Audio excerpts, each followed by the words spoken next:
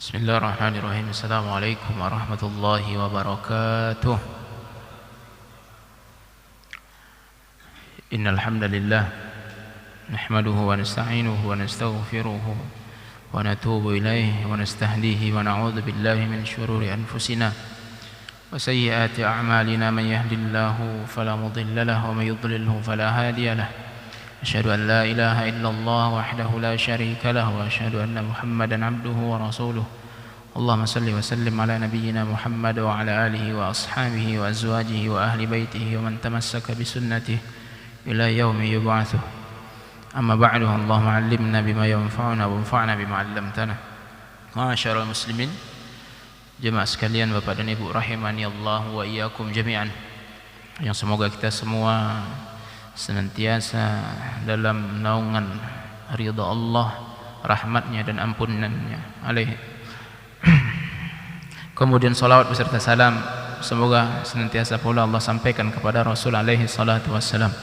Bapak dan Ibu dimuliakan Allah subhanahu wa ta'ala, kembali kita melanjutkan pelajaran kita mengenal sahabat-sahabat yang mulia, dan kita masih di Abu Bakar Siddiq radhiyallahu anhu. Yang tak lain, kalau kita membahas para sahabat Nabi, maka kita pasti juga akan terbawa ke pembahasan bagaimana kita melihat interaksi Rasulullah SAW beserta orang-orang berada di sekitarnya. Bapak dan Ibu dimuliakan Allah Subhanahu wa taala, masih dengan Abu Bakar Siddiq radhiyallahu anhu, dan ini malam ini kita sampai ke Abu Bakar Sayyiduna wa a'taqa Sayyidana. Abu Bakar Siddiq radhiyallahu taala anhu, beliau adalah pemimpin kita dan beliau telah memerdekakan seorang pemimpin kita pula. Jadi Bapak dan Ibu dimuliakan Allah Subhanahu wa taala, Abu Bakar Siddiq, jadi istilah sayyid itu memang sering digunakan di dalam penggunaan bahasa Arab, kemudian terlebih lagi orang-orang yang memiliki peran besar di dalam agama kita ini. Nah, Abu Bakar Siddiq adalah pemimpin kita, adalah panutan kita, dan dia telah memerdekakan seorang panutan kita pula. Jadi tema ini keluar dari sebuah peristiwa, yaitu suatu hari yamurru Abu Bakar Siddiq radhiyallahu anhu. Dia Abu Bakar Siddiq ini dalam keadaan berjalan dalam sebuah perjalanannya, tapi masih sekitaran Mekah. Lalu di dalam perjalanannya sekitaran Mekah tadi, fayajidu Bilalan radhiyallahu anhu. Dia pun mendapati Bilal bin Rabah radhiyallahu anhu yu'adzab, sedang disiksa fi ramda'i Makkah, di terik panas Mekah. Jadi makanya Bapak dan Ibu, ramda' itu kan selalu menjadi pengenalan arti dari Ramadan. Jadi Ramadan itu asal katanya adalah ramda. Ramda itu adalah terik panas, maka bulan Ramadan itu cenderung selalu panas. Nah, sekarang Bilal bin Rabah radhiyallahu anhu, dia sedang disiksa di terik panasnya Mekah. Jadi terik panas Mekah itu jauh lebih panas daripada di tempat kita. Jadi maka Bapak dan Ibu dimuliakan Allah, sehingga dampak iklimnya pun berbeda. Saking panasnya Mekah itu, maka yang di bawah buminya itu digali sedikit, yang dapat adalah minyak. Mereka sulit air tuh. Tapi kita gali dikit saja jumpa air. Itu perbedaan bumi kita dengan bumi Mekah. Maka tatkala Bilal sedang disiksa di terik panas, itu enggak sama terik panas di tempat kita. Berarti ini siksaannya ini luar biasa nih. Nah, dan yang menyiksanya ini kan adalah CS-CS-nya Abu Jahal, konco-konconya Abu Jahal, dalam rangka menyiksa. Kalau sebatas panas seperti di tempat kita, ini biasanya hukuman anak sekolah itu. Ini mereka dengan tujuan menyiksa, berarti ini panasnya luar biasa ketika itu. Nah, kemudian Bapak dan Ibu dimuliakan Allah, Bilal bin Rabah ketika itu Beliau radhiyallahu anhu memang tekadnya sudah bulat, kokoh, bahwa dia berkeinginan bahwa jiwanya itu kalau bisa keluar pun di jalan Allah, maka itu yang diinginkannya. Maka nyawanya itu pun gak ada yang dikhawatirkannya dari nyawanya. Disiksa seperti itu, yang terucap dari lisannya hanyalah ahadun ahad, ahadun ahad. Jadi dia terus membasahi lisannya dengan ucapan-ucapan memuji Allah Subhanahu wa taala, menjaga tauhidnya kepada Allah Subhanahu wa taala. Nah, ketika itu Abu Bakar begitu melihat keadaan seperti itu, maka dia pun pulang, dia ambil timba di rumahnya. Dia ambil timba di rumahnya, sebuah tempat seperti itu di dalam pergilah dia ke tempat perniagaannya, di kedainya, di rukonya, pergi ke sana, diambil harta-hartanya. Lalu dia datangi lagi tempat penyiksaan Bilal bin Rabah tadi. Lalu begitu sampai di sana, harta tadi yang dia bawa menggunakan timbanya tadi adalah ingin memerdekakan Bilal, liyu'tiqahum khasyatan an yuftinu fi dinihim. Karena Bilal ketika itu dikhawatirkan oleh Abu Bakar, kalau tak segera dimerdekakan, maka khawatir agama dia akan goyang. Nah, jadi Abu Bakar Siddiq radhiyallahu anhu ingin memerdekakan Bilal itu, pertimbangannya adalah fitnah yang dikhawatirkan mengenai Bilal. Takutnya nanti dia goyang agamanya sehingga bisa berpisah dari agamanya gara-gara siksaan seperti itu. Nah, jadi Bapak dan Ibu, ini adalah sudut pandang yang menarik dari sikap seorang Abu Bakar. Jadi kalau kita melihat seseorang yang agamanya sedang ada fitnah di sana, maka hendaknya kita segera membantu sebagaimana yang dilakukan oleh Abu Bakar Siddiq radhiyallahu anhu. Nah, setelah keinginan Abu Bakar demikian, terjadilah nego di sana. Terjadi nego, lalu Umayyah bin Khalaf, yang ketika itu dialah yang sedang menyiksa Bilal bin Rabah ketika itu. Lalu beliau pun mematok harga kepada Abu Bakar, kalau ingin memerdekakan Bilal, maka harga nominal yang dilepaskan untuk Bilal bin Rabah adalah 7 awaq min zahab, yaitu 7 uqiyah emas. Itu harganya, 7 uqiyah emas. Berapa saya itu, Pak? 1 uqiyah itu hampir 30 gram emas. 1 uqiyah 30 gram kali 7, 210 gram. Sekarang harga emas 2.800.000. Setengah M tuh, Pak. Ya, setengah M. Itulah harga, itulah uang yang dikeluarkan oleh Abu Bakar Siddiq radhiyallahu anhu untuk memerdekakan Bilal bin Rabah. Lalu setelah dibayar oleh Abu Bakar radhiyallahu anhu, Umayyah bin Khalaf ini menjawab, "Lau abaita illa uqiyah wahidah labi'tuhu lak." Kalau kamu enggak mau tadi bayarnya ini, wahai Abu Bakar, kecuali hanya 1 uqiyah. Tadi kan 7 uqiyah. Seandainya ini setelah sudah selesai pembayaran tadi, serah terima uang. Lalu Umayyah tadi memanas-manasi, kalau seandainya enggak mau kamu beli tadi, kecuali hanya 1 uqiyah saja, 30 gram. Kulepaskan itu, wahai Abu Bakar. Dia ingin mengecewakan Abu Bakar Siddiq radhiyallahu anhu yang telah mengeluarkan uang yang banyak. 30 gram sekalipun tadi aku lepaskan itu, 1 uqiyah cukup sebenarnya. Lalu ternyata Bapak dan Ibu dijawab oleh Abu Bakar Siddiq radhiyallahu anhu, "Wallahi law abaita illa mi'ah uqiyah min adh-dhahab lashtaraitu minka Bilalan." Dijawab oleh Abu Bakar Siddiq radhiyallahu anhu, "Demi Allah, seandainya kau tak mau menjual Bilal ini kecuali dengan harga 100 uqiyah pun ku bayar," kata Abu Bakar. Jadi perkataan Umayyah tadi, kalau 1 uqiyah pun kau minta tadi, wahai Abu Bakar, ku lepas. Dijawab oleh Abu Bakar, 100 uqiyah pun kau minta tadi, ku bayar asalkan Bilal ini merdeka. 100 uqiyah berarti kali 30, 3 kilo, Wak. 3 kilo emas pun kalau kamu mau ku bayar, kata Abu Bakar Siddiq radhiyallahu anhu. Maka Bapak dan Ibu, maka Allah Subhanahu wa taala, Imam Bukhari dalam bab manaqibnya, kitabul manaqibnya, itu menukilkan sebuah hadis yang pernah dikatakan oleh Umar radhiyallahu anhu.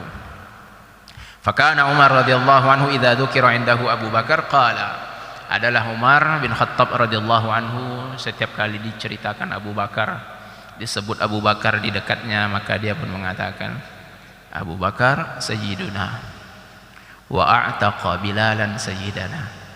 Abu Bakar adalah seorang pedoman kita, pimpinan kita, dan dia telah memerdekakan seorang Bilal, yang mana seorang sayyidana pula.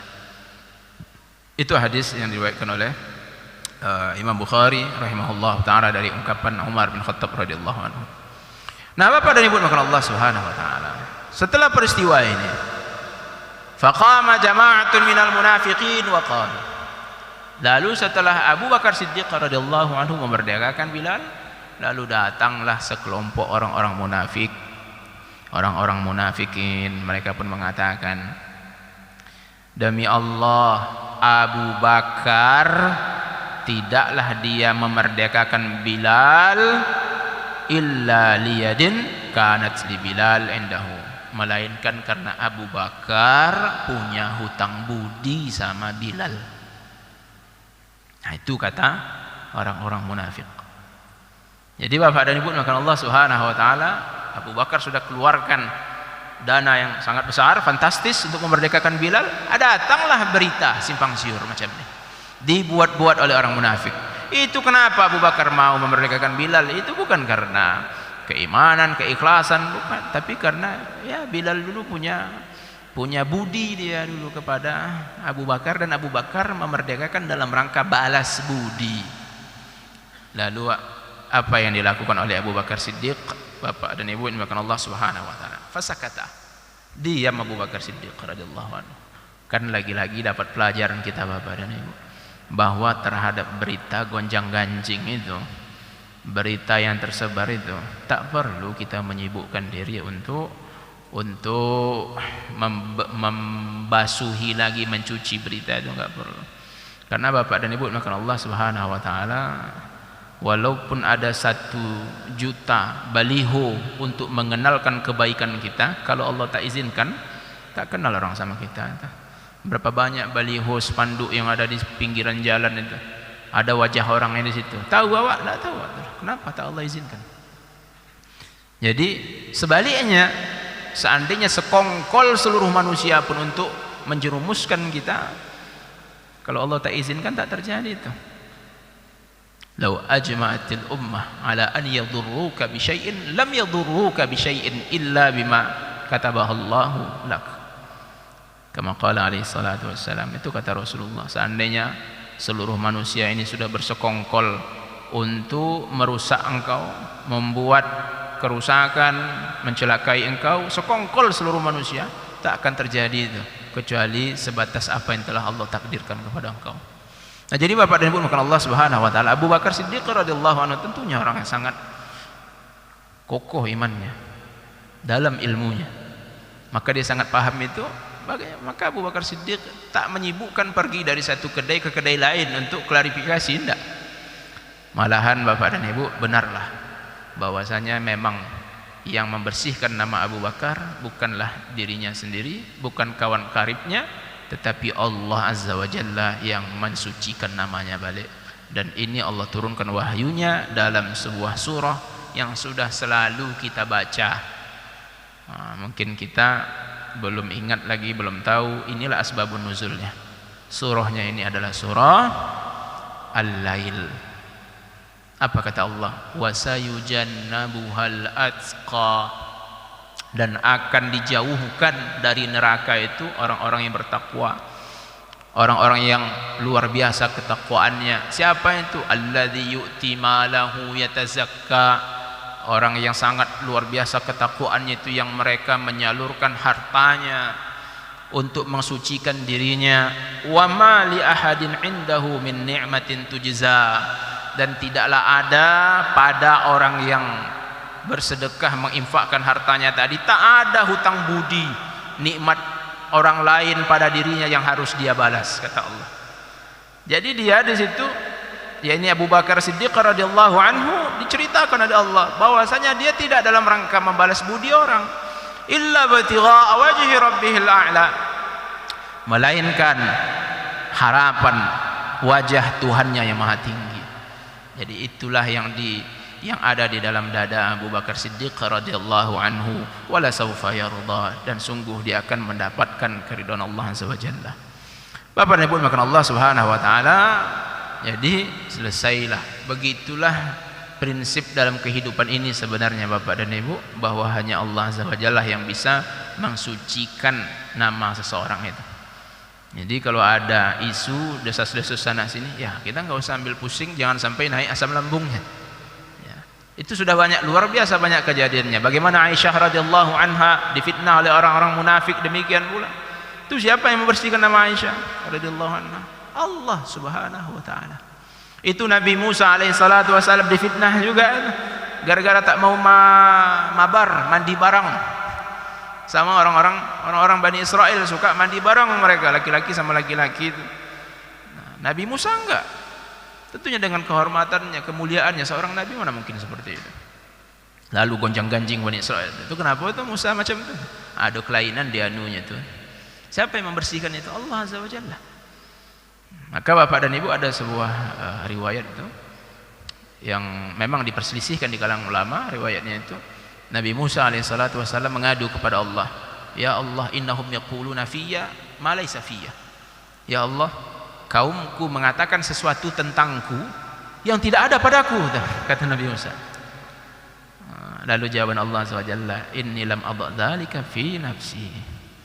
Wahai Musa, pada diriku sendiri aja, kata Allah azza wa jalla, padaku sendiri saja juga seperti itu kelakuan manusia.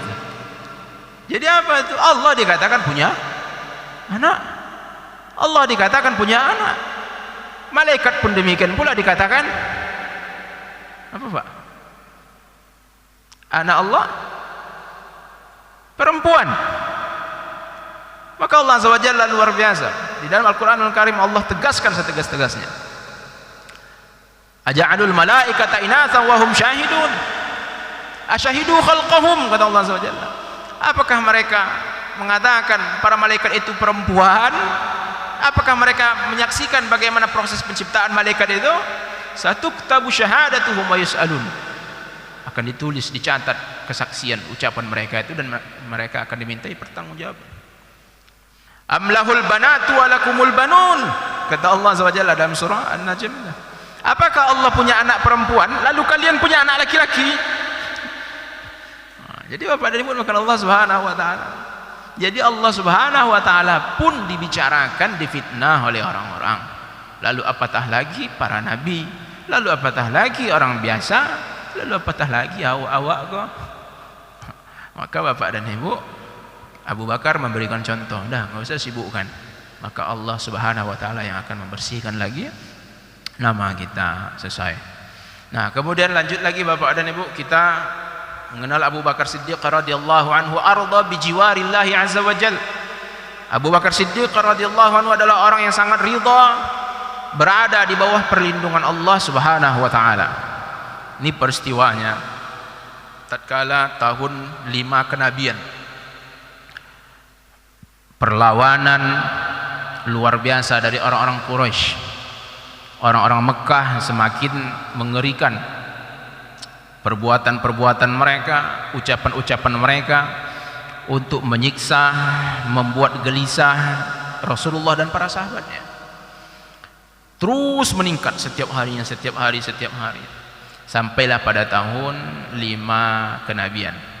Datanglah izin dari Allah Subhanahu wa taala kepada Rasulullah sallallahu alaihi wasallam untuk para sahabat Nabi diizinkan untuk hijrah.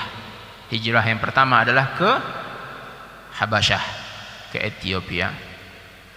Rasulullah pun menyampaikan, fa inna fiha malikan la yuzlamu indahu ahad. Di Habasyah itu ada seorang raja di sana, penguasa di sana, yang dia tidak membiarkan di sekitarnya satupun dalam keadaan terzolimi. Jadi rajanya itu adalah raja yang arif, bijaksana dan adil. Nah, lalu bapak dan ibu, ternyata Abu Bakar Siddiq radhiyallahu anhu pun ternyata ikut juga melaksanakan perjalanan yang mulia ini, hijrah. Berangkatlah Abu Bakar Siddiq radhiyallahu anhu hijrah menuju Habasyah, hatta wasala ila makanin ismuhu Barkul Ghimad. Sampailah dia Abu Bakar ke sebuah tempat namanya Barkul Ghimad. Ini di daerah yang sudah pesisir lautan, mau menyeberangi lautan, mau menuju Habasyah. Nyebrang dari laut langsung masuk ke Habasyah, Ethiopia. Jaraknya dari Mekah, dari rumahnya Abu Bakar Siddiq radhiyallahu anhu, lebih kurang 500 km. Sudah jauh perjalanannya, Pak. Kayak dari sini sampai ke Medan. Itu tidak ada bus dua. Bagaimanalah perjalanannya, luar biasa. Inilah yang dilalui, hari-hari yang dilalui oleh sahabat Nabi radhiyallahu anhum ajma'in. Nah, begitu sampai di sana, faqabalahu rajulun ismuhu Ibnu Ad-Dighinnah. Sampailah begitu di sana, berjumpa dengan seorang laki-laki. Laki-laki ini namanya adalah Ibnu Ad-Dighinnah. Ibnu Ad-Dighinnah ini, beliau adalah seorang pemimpin, orang terkemuka. Dia kenal dengan Abu Bakar ketika itu. Berjumpa di sana, dia pun bertanya, "Ila aina anta dhahibun ya Abu Bakar?" Mau kemana kau pergi wahai Abu Bakar? Dijawab oleh Abu Bakar, "Kaumku telah menyiksa aku, sampailah aku sekarang ini keluar dari kampung halamanku agar aku bisa menyembah Tuhanku di tempat lain." Jadi Masya Allah, Abu Bakar Siddiq radhiyallahu anhu hijrah, tujuannya tadi adalah ingin mencari ketenangan agar bisa sujud kepada Allah Subhanahu wa taala. Jadi untuk sujud pun payah, Pak, Bu, para sahabat Nabi. Untuk sujud pun payah.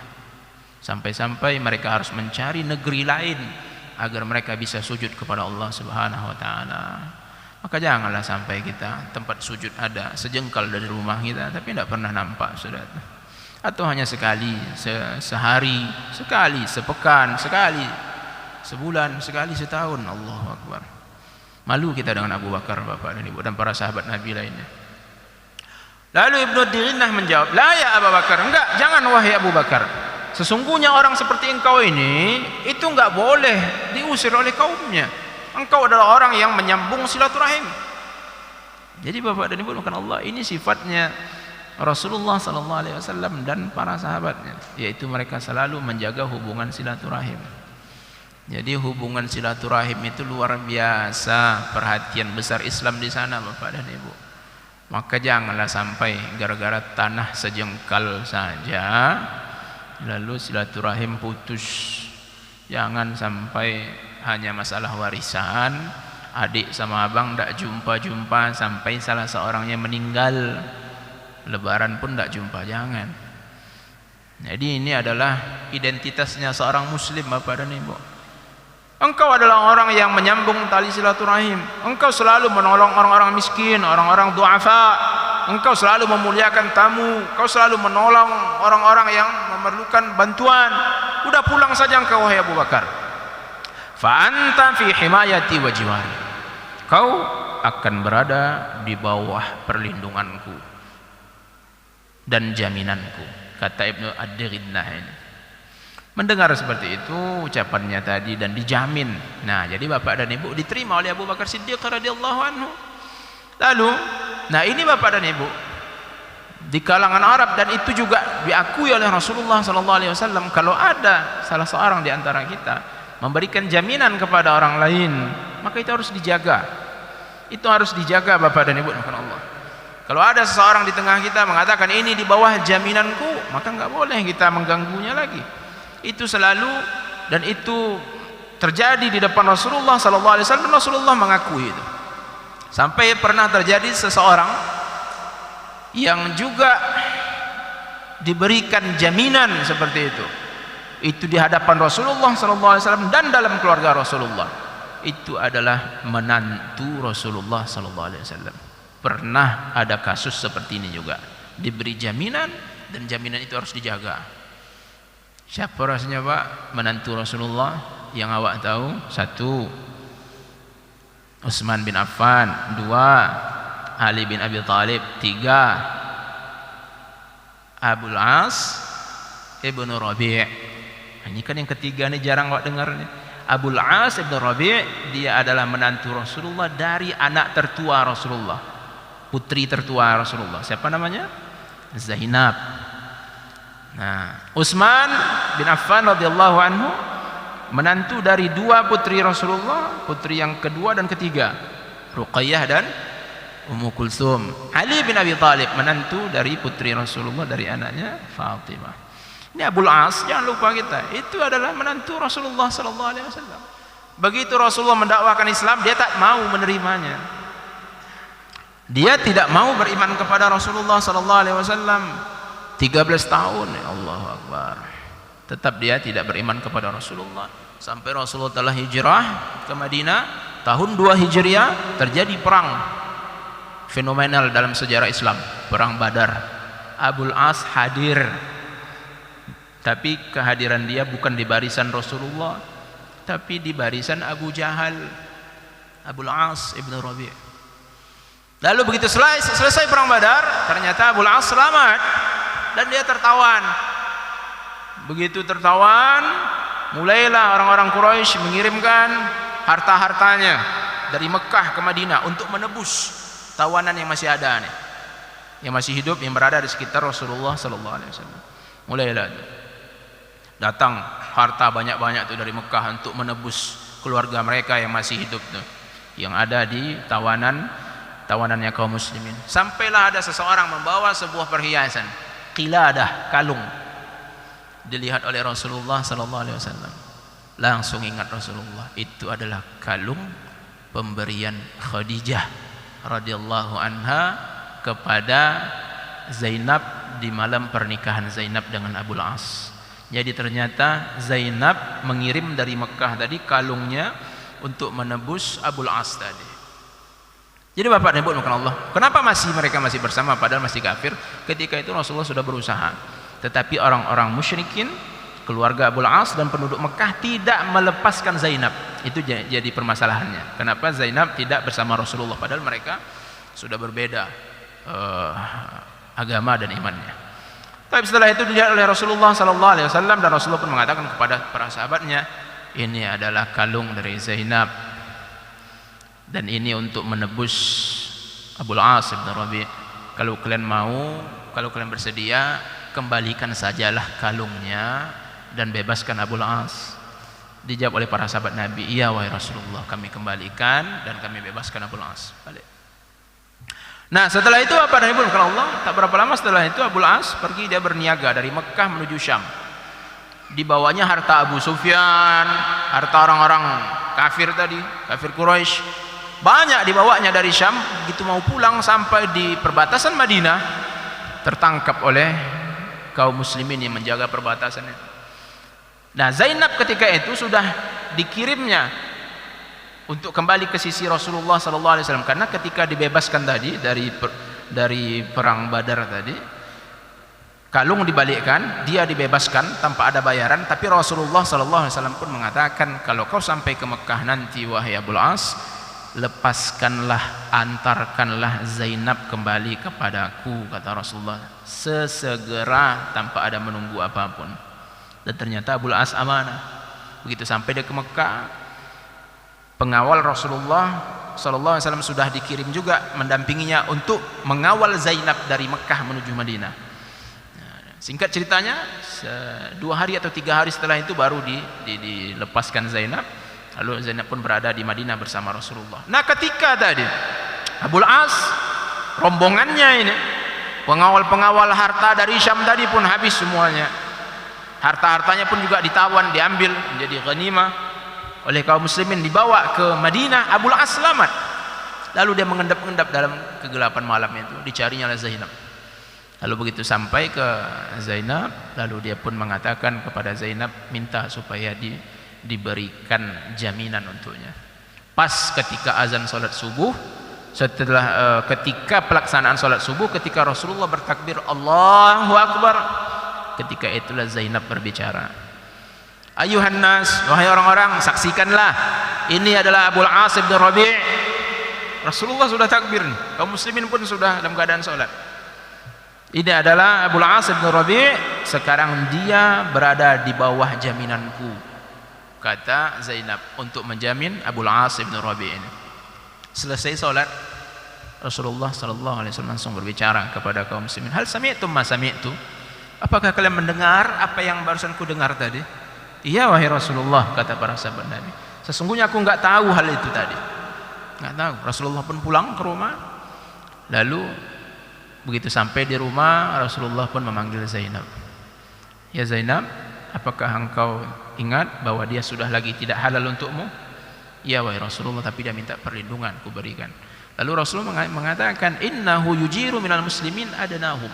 Sesungguhnya di dalam Islam ini, kaum muslimin itu kalau seandainya memberikan jaminan itu adalah orang yang paling rendah sekalipun, orang miskin sekalipun memberikan perlindungan, itu berlaku. Itu dikatakan oleh Rasulullah sallallahu alaihi wasallam. Lalu datanglah Abul As, disuruh oleh Rasulullah sallallahu alaihi wasallam, wa Zainab, muliakan dia, kasih dia makanan, kasih air minum, diperlakukan dengan mulia oleh Rasulullah sallallahu alaihi wasallam. Lalu didakwahi Islam, dia diam. Lalu Rasulullah pun memanggil kaum muslimin lagi, harta yang sudah disita tadi, kalau kalian mau, kalau kalian bersedia, kembalikanlah itu kepada Abul As dan lepaskan dia. Iya wahai Rasulullah, kami bersedia. Lalu harta tadi diambil. Tapi kalau kalian enggak bersedia, silakan, itu juga boleh, itu jadi fai' untuk kalian. Fai' itu adalah harta rampasan perang tanpa perang. Jadi dalam fikih Bapak dan Ibu, ada harta rampasan perang melalui perang, dan ada harta rampasan perang tanpa perang. Jadi nggak ada perjuangan di sana, tahu-tahu dapat harta itu tadi. Jadi kita dalam keadaan jihad, orang itu udah kabur dulu, nah ini jadi fai'. Boleh, tapi para sahabat Nabi memilih untuk melepaskan tadi. Begitu sampai ke Mekah, Abul As bin Rabi' begitu sampai ke Mekah, langsung diumumkannya kepada orang-orang musyrikin Quraisy, silakan ambil harta kalian semuanya. Ada lagi yang belum dapat, ada lagi yang belum dapat. Sudah semuanya. Oke, kalian sudah menjadi saksi semuanya bahwa aku telah menunaikan harta kalian demi Allah, katanya. Tidak ada yang menahanku untuk mengucapkan dua kalimat syahadat, kecuali aku khawatir kalau kuucapkan tadi maka kalian akan mengatakan bahwa aku ingin menggelapkan, menyelundupkan harta kalian. Sekarang harta kalian sudah aku lepaskan. Sekarang aku asyhadu an la ilaha illallah wa anna Muhammadar Rasulullah. Balik dia ke Madinah. Lalu dia pun bersatu lagi dengan istrinya, dengan keluarga Rasulullah sallallahu alaihi wasallam. Jadi Bapak dan Ibu, jaminan dalam Islam tadi kalau sudah diberikan maka itu berlaku. Nah, inilah yang diberikan oleh Ibnu Ad-Dighinnah kepada Abu Bakar Siddiq radhiyallahu anhu. Jadi mereka pulang, enggak jadi Abu Bakar melanjutkan ke Habasyah, tapi sudah 500 kilo perjalanan tuh, Pak. Allahu Akbar, balik lagi itu. 1000 kilometer perjalanan itu. Itu dari mana 1000 kilometer, Pak? Dari sini sampai ke Aceh atau dari sini ke Bandar Lampung. Ya Allah. Kalau naik mobil itu 2 hari 2 malam. Ini bagaimana dengan perjalanan yang seadanya ketika itu? Itu yang dilalui oleh para sahabat Nabi. Balik lagi. Ternyata begitu sampai ke Mekah, memang benar orang-orang musyrikin enggak ada yang mencolek, enggak ada yang mau mencolek dan berani mencolek Abu Bakar Siddiq radhiyallahu anhu. Lalu Abu Bakar pun mulailah, tapi perjanjiannya ada dengan Ibnu Ad-Dighinnah. Orang-orang musyrikin minta, kalau Abu Bakar di bawah jaminan engkau, maka engkau harus jamin juga bahwa Abu Bakar jangan sampai dia menyembah Tuhannya di tengah-tengah kita. Kami khawatir dia akan diikuti oleh anak-anak kami dan istri-istri kami, kata orang-orang musyrikin. Ya, disetujui oleh Ibnu Ad-Dighinnah dan juga disetujui oleh Abu Bakar. Maka mulailah ketika itu Abu Bakar Siddiq radhiyallahu anhu salatnya itu di fina'i baitihi, di halaman rumahnya. Jadi dibuatnyalah tempat di belakang rumahnya. Nah, dia disitulah dia salat. Ternyata Abu Bakar Siddiq radhiyallahu anhu adalah seorang yang raqiq. Hatinya itu sangatlah lembut hatinya itu. Jadi ketika dia salat tadi selalu dia dalam keadaan menangis. Malahan semakin banyak pula orang yang menengok dia. Anak-anak pun banyak menengok Abu Bakar Siddiq yang sedang ibadah dalam keadaan menangis, khusyuk. Perempuan-perempuan pun menengok seperti itu. Makin ketakutan orang musyrikin tadi. Mereka panggil lagi Ibnu Ad-Dighinnah.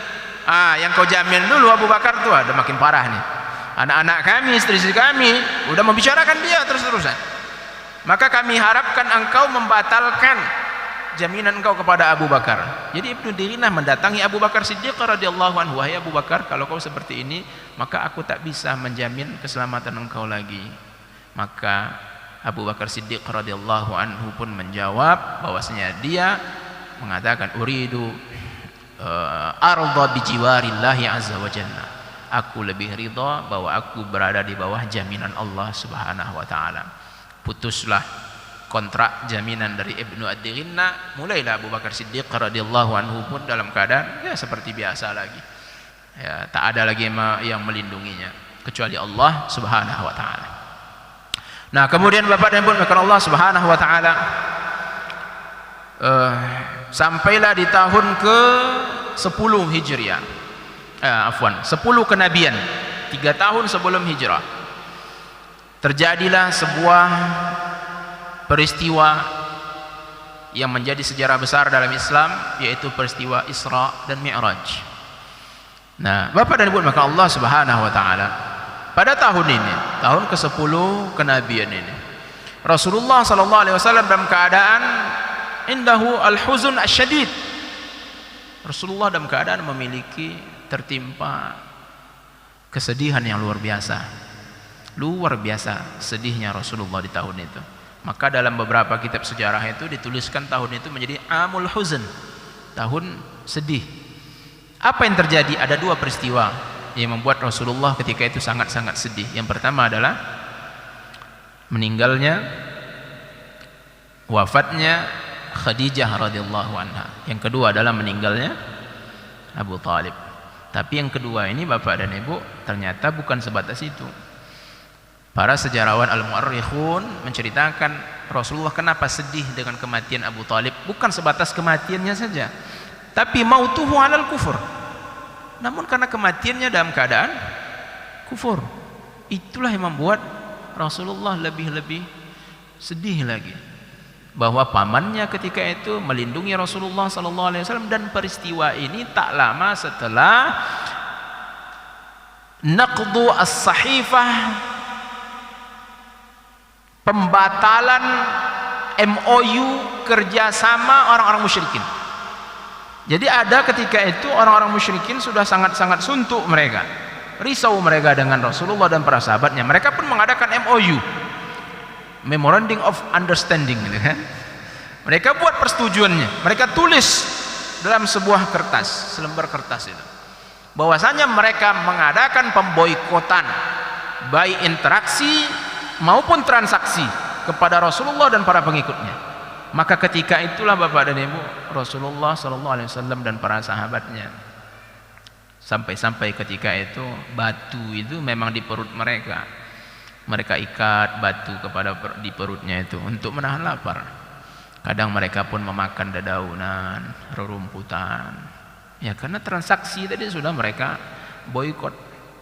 Ketika itu Abu Talib terus-terusan berusaha membela Rasulullah SAW, berusaha sampailah di tahun 10 Hijriah itu, singkatnya MOU mereka pun akhirnya mereka sendiri yang menghentikannya, karena mereka tak sanggup melihat yang mereka boikot ini adalah donsana mereka sendiri, saudara mereka sendiri, kerabat mereka sendiri yang sudah masuk Islam, yang otomatis tetap saudara mereka, famili mereka, satu suku dengan mereka, menderita kelaparan.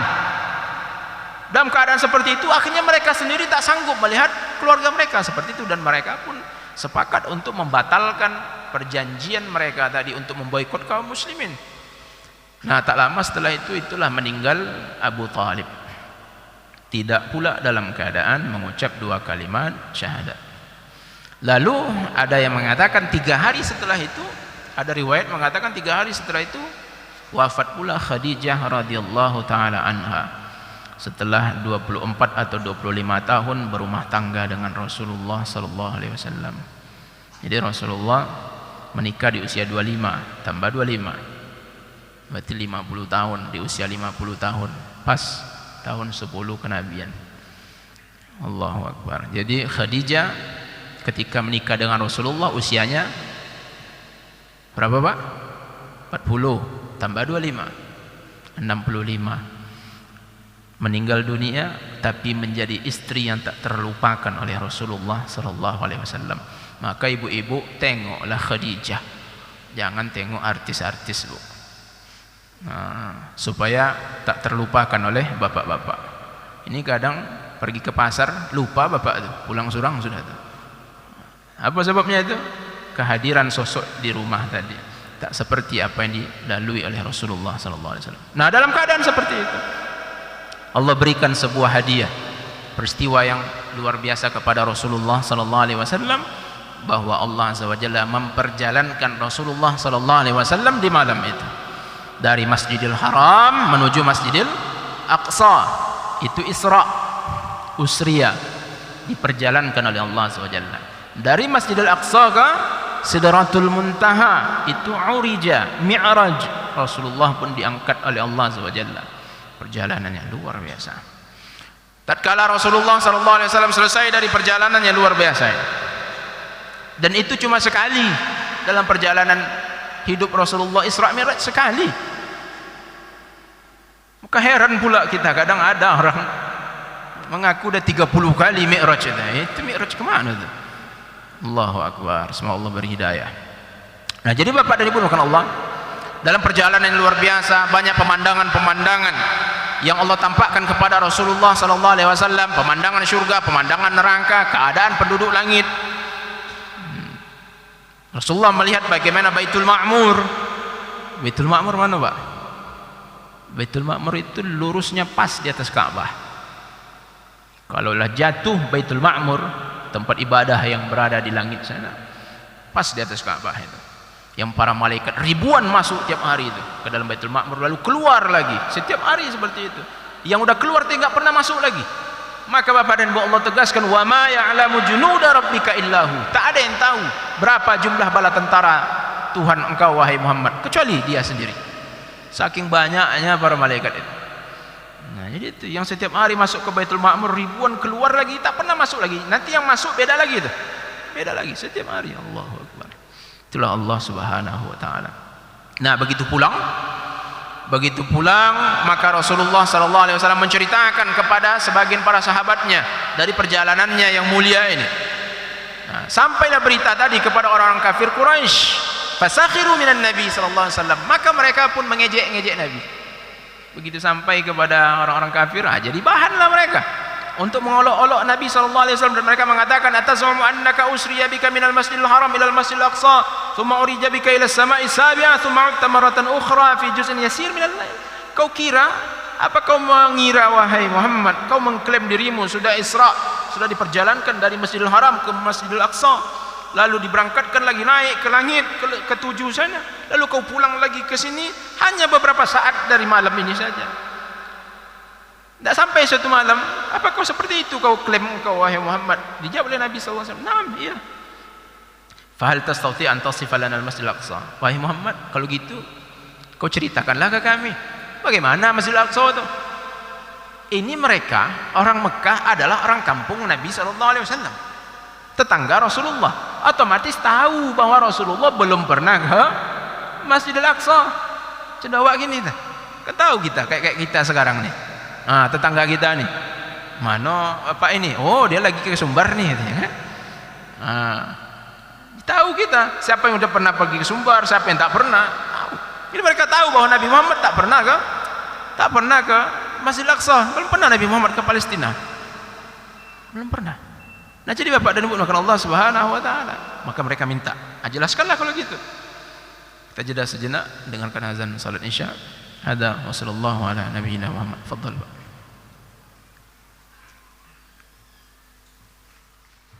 Bismillah, alhamdulillah, salatu wassalamu ala rasulillah, ma ba'd. Jadi Bapak dan Ibu mungkin agak sabar sejenak ya, mudah-mudahan paling lama jam 8 selesaikan sampai hijrahnya Abu Bakar bersama Rasulullah sallallahu alaihi wasallam. Bapak dan Ibu dimuliakan Allah Subhanahu wa taala. Lalu orang-orang kafir bertanya ke Rasulullah, hal tastati an tasifa lana al-Masjidil Aqsa? Apa kau mampu wahai Muhammad, kau deskripsikan kepada kami, detailkan, ceritakan bagaimana itu Masjidil Aqsa, bagaimana keadaannya, kalau memang betul benar ceritakan. Rasulullah sallallahu alaihi wasallam pun setuju. Mulai Rasulullah ceritakan, tapi tidak spesifik.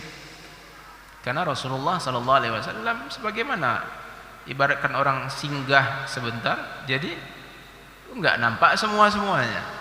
Maka Rasulullah hanya sallallahu alaihi wasallam ceritakan sedikit saja. Nah, ketika itu datanglah salah satu mukjizat dari Allah Azza wa Jalla.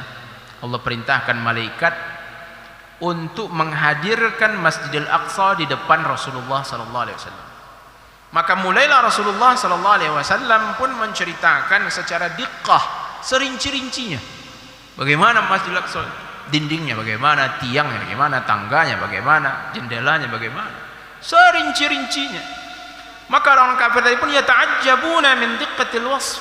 Mereka pun terheran-heran jadinya melihat bagaimana rincian luar biasa detailnya penjelasan Rasulullah tentang Masjidil Aqsa. Ini luar biasa. Tapi apakah mereka beriman setelah itu? Tidak. Itulah kafir. Itulah kafir. Sudah jelas tak terbantahkan lagi, bahkan tetap mereka tak mau beriman. Itulah kafir. Lalu mereka pun melanjutkan tetap dalam keadaan musyriknya. Mereka tetap mendustakan, tak mau juga beriman terhadap peristiwa Isra dan Mi'raj tadi. Lalu mereka mendatangi Abu Bakar Siddiq radhiyallahu anhu dan mereka mengatakan, "Wahai Abu Bakar, sesungguhnya Muhammad, dia mengklaim bahwasanya dia diperjalankan tadi malam dari Masjidil Haram menuju Masjidil Aqsa hanya beberapa saat dari malam tadi saja. Sedangkan kita kalau perjalanan mau ke Masjidil Aqsa itu fi syahrin kamil. Sampai 1 bulan perjalanan kita itu mau ke Masjidil Aqsa itu. Ini Muhammad hanya beberapa waktu saja dari malam, enggak pun 1 malam. Famada taqul ya Abu Bakar? Bagaimana pendapat engkau wahai Abu Bakar?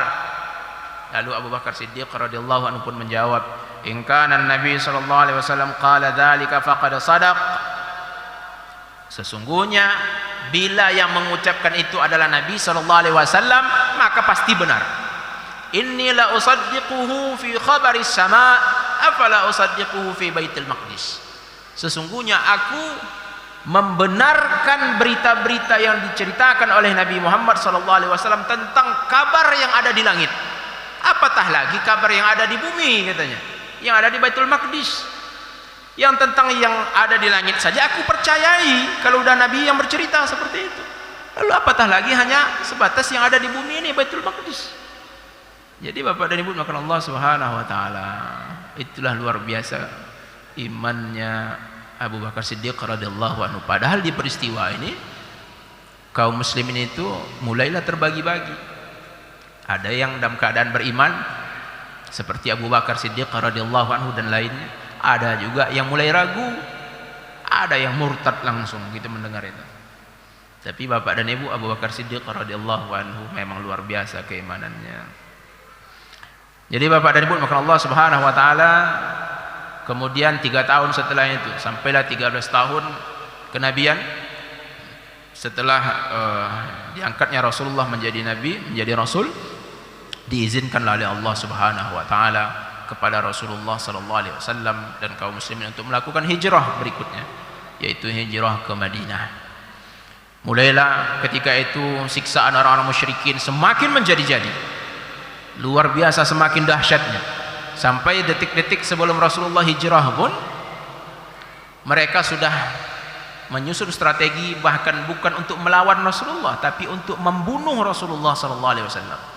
Nah, di detik-detik itulah Allah Azza wa Jalla mengizinkan Rasulullah sallallahu alaihi wasallam beserta kaum muslimin untuk melakukan hijrah berikutnya menuju Al-Madinah Al-Munawwarah. Para sahabat Nabi sudah dahulu berangkat hijrah. Yang tinggal di Mekah hanya sedikit lagi dari kaum muslimin yang dalam keadaan masih terikat oleh orang-orang Quraisy, dipantau oleh orang-orang Quraisy itu, enggak dikasih izin untuk keluar.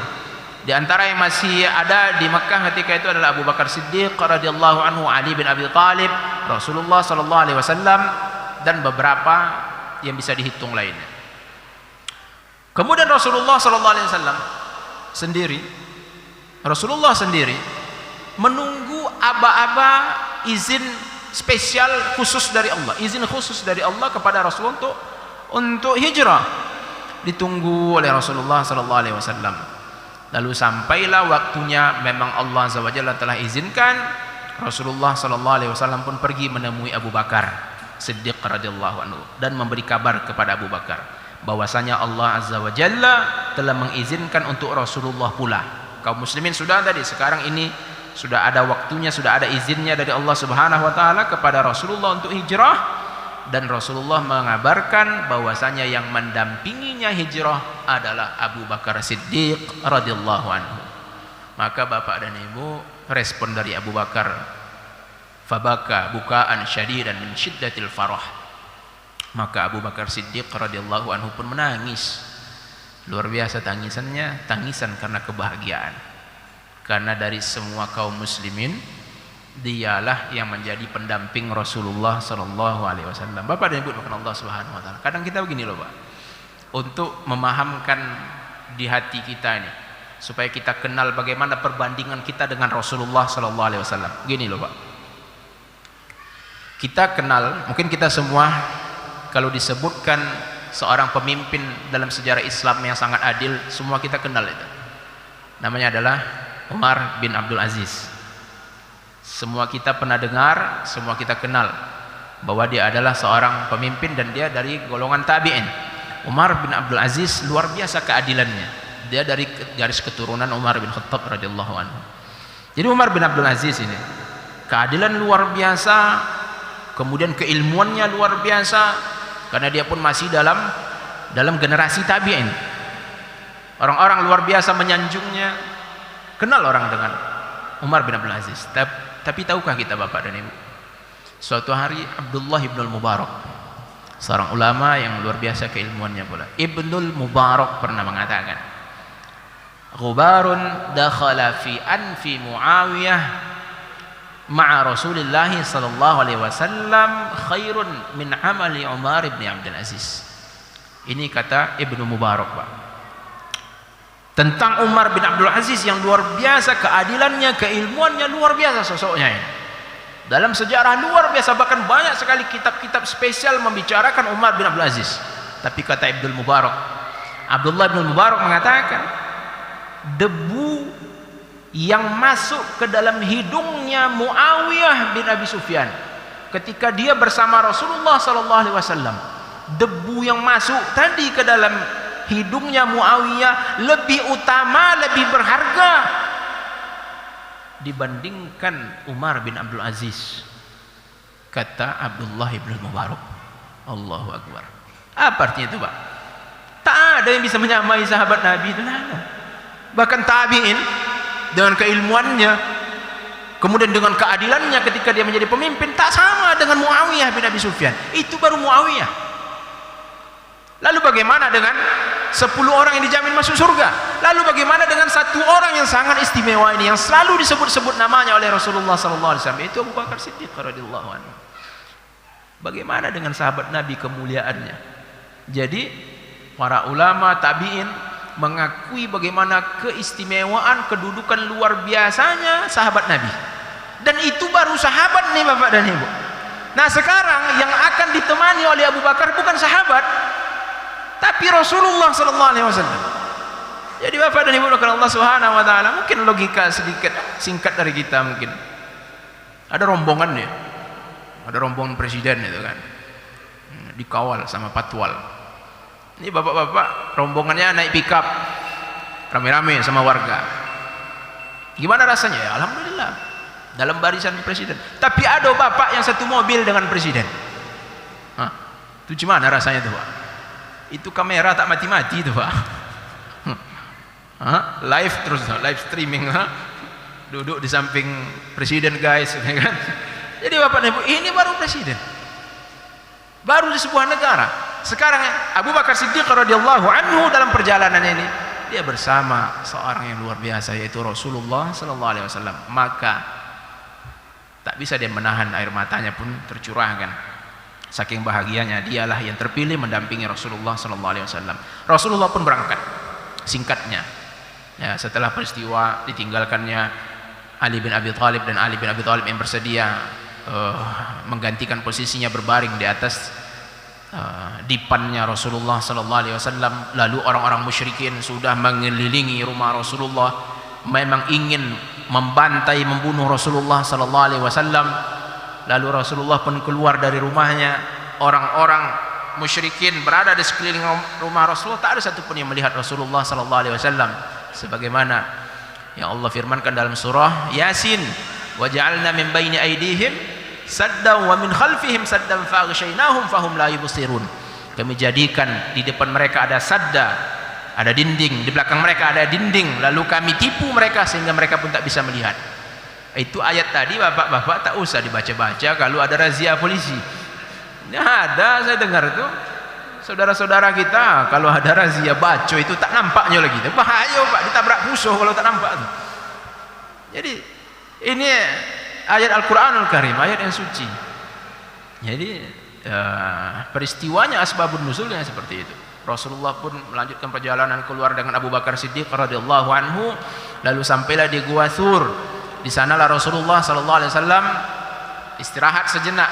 Ahli sejarah ada yang menukilkan sampai 3 hari di sana. 3 hari. Lalu Asma bintu Abi Bakar, putrinya Abu Bakar Asma, dialah mengantar makanan dari rumah Abu Bakar tadi menuju Gua Tsur. Gua Tsur ini masih dekat dengan Mekah, diantar oleh Asma. Lalu datanglah setelah itu Abdullah bin Abi Bakar, anak laki-laki Abu Bakar, ngangun kambing. Untuk apa? Supaya tertutupi jejak Asma tadi, kemudian jejak Rasulullah sallallahu alaihi wasallam menuju Gua Tsur. Jadi seperti itu, luar biasa perjuangan mereka sekeluarga. Lalu datanglah ketika itu, Abdullah bin Abi Bakar dengan Amir bin Fuhairah.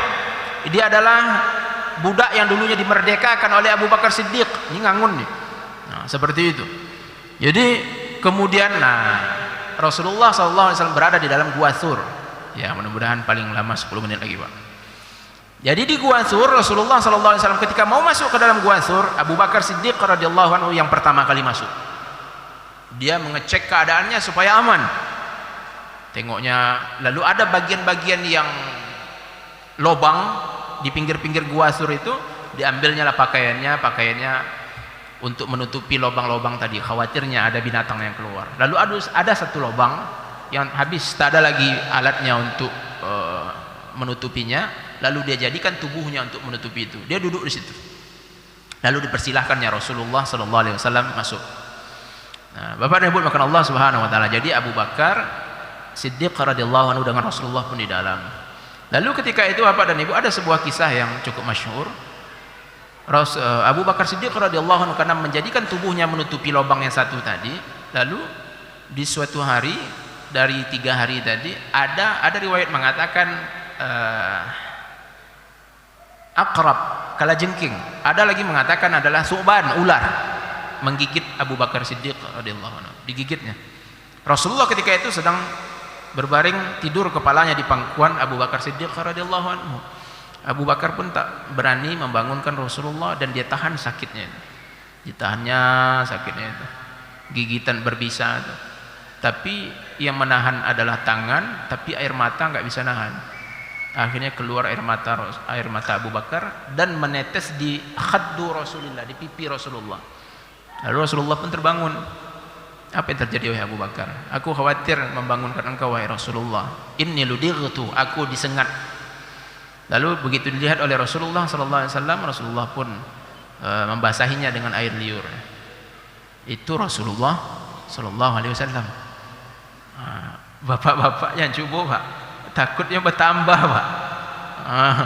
Jadi kalau ada yang ngasih air liurnya, Allah, ini khususiyah Bapak dan Ibu. Nah, setelah itu hilanglah sengatan tadi, sakitnya. Riwayat tentang peristiwa ini memang diperselisihkan di kalangan ulama. Ada yang mengatakan sanadnya ini adalah sanad yang terputus, tapi para ulama banyak masyhur, banyak menceritakan ini, termasuk Ibnu Katsir dalam kitab Al-Bidayah wa Nihayahnya. Jadi itu peristiwa yang dilalui oleh Abu Bakar Siddiq radhiyallahu anhu. Nah, ketika itu Bapak dan Ibu, mulailah datang Abu Jahal dan konconya sampai di dekat Gua Tsur. Mereka mulailah menggunakan insting berburunya. Ini aku rasa enggak jauh dari sini ini Muhammadnya ini. Carinya.